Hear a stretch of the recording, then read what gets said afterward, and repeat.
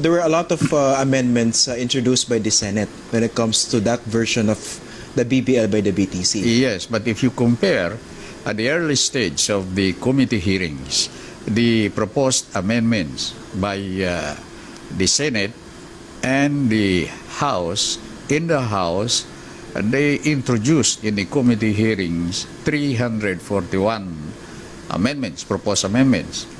But we engaged the leadership of the House and the leaders of the three House committees dealing with the BBL, and finally we reduced it to, from 341, we reduced it to, I would say, nine proposed amendments. How about in the Senate? In the Senate, it first is they introduce more than 100 and remain more than 100, and but in the period of amendments which took place during the 2 days, I think it was 29 or 30? Yeah. Monday, up to Tuesday, 31, Wednesday. yes.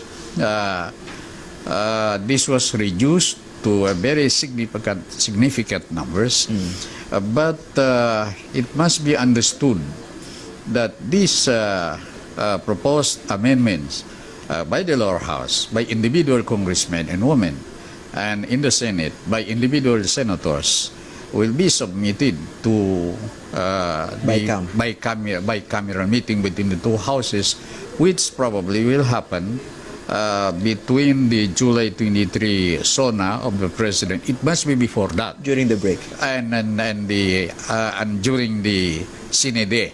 But let's go to the details. Yes. Because basically you have your work cut out for you. Hindi Yes. pa tapos ang laban dito. Hindi pa. You still need to deal with the lawmakers during the BICAM. That's correct. A big part of the discussion was concentrated on the issue of money that will be given to the Bangsamoro. You know that for a fact, diba?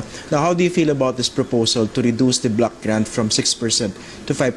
So basically, mga 10 billion difference ang pinag-uusapan natin dito. Yes. And you know, 10 billion pesos is a lot of money. It can do a lot of things in our area. Of course, kami gusto namin masunod yung sa amin.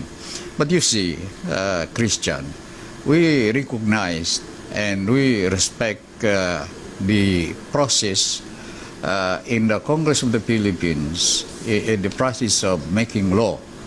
And in the process of making law, first, you make proposal, and then this will be subjected to scrutiny, public hearings in the ground, and then committee hearings, and then period of interpellation, and then the period of amendments, which happened in the House. I think they finished yesterday, 30, yes, and in the Senate also, 29 and 30. So after this, meron pang bicameral yan. So you're kasama yun sa process. You're not giving up yet? We are not, definitely we are not. Sapagkat gusto namin, yung mga proposal namin dyan sa BBL, may pasok yan lahat. Kung hindi man buo, at least, yung kalalabasan ng BBL, it will not be diluted, it will not be watered down or inutil, because we are afraid that if it is inutil, watered down BBL, it will not be accepted by the people in the ground. And this is a problem for all of us. Let's be honest. What do you Yes. feel about the Senate version? Is it a watered-down version of your BTC version? No, I think not exactly like that, but I think we want more. We want more. Our position here is that yung mga nilagay namin dyan, yun sa tingin namin ang makabubuti para doon sa mga mamamayan ng Bangsamoro Region, the Autonomous Region in Muslim Mindanao.